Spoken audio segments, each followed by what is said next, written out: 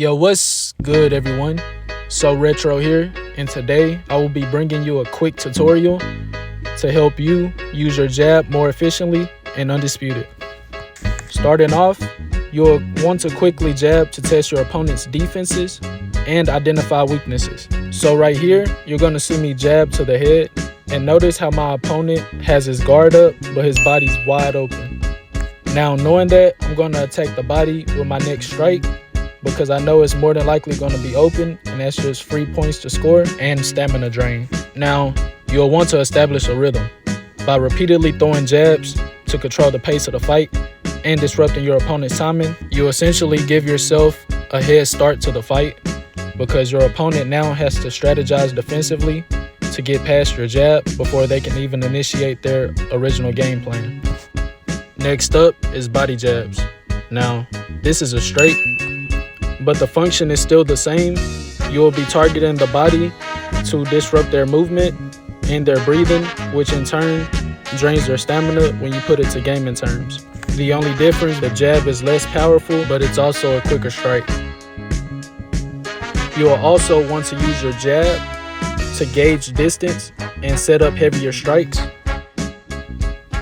So unfortunately, I got caught in this clip, but if you look at what happened previous to that, I threw 2 jabs to get in close enough range to throw my hook. So even though I had to eat a hook, I learned a lot from that exchange, and I got a good range of how far my opponent is. Next up, we'll talk about pushing the jab and using your jab to set up counter punches. Now, pushing the jab basically means quickly throwing the jab to disrupt your opponent's timing and force them to react defensively. For example, I threw a jab to the body, forcing my opponent to drop his guard, and then I finished with a lead hook upstairs. Now, my opponent decides to throw a lead hook of his own, so I was able to weave out of range and throw a body shot while taking minimal damage. My jab allowed me to initiate a quick offense with enough time to prepare defensively and fire off a counter of my own.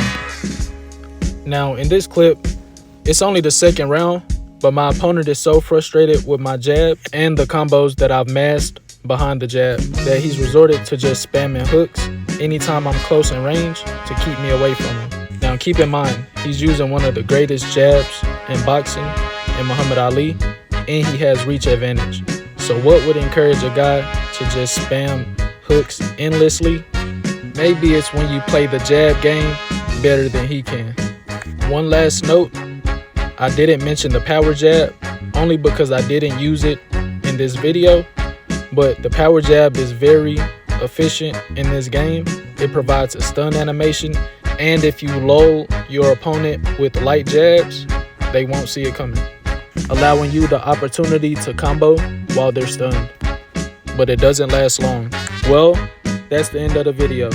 I tried my best to make the tips as concise as possible while also providing enough detail and gameplay to better understand the logic behind the jab, why you jab.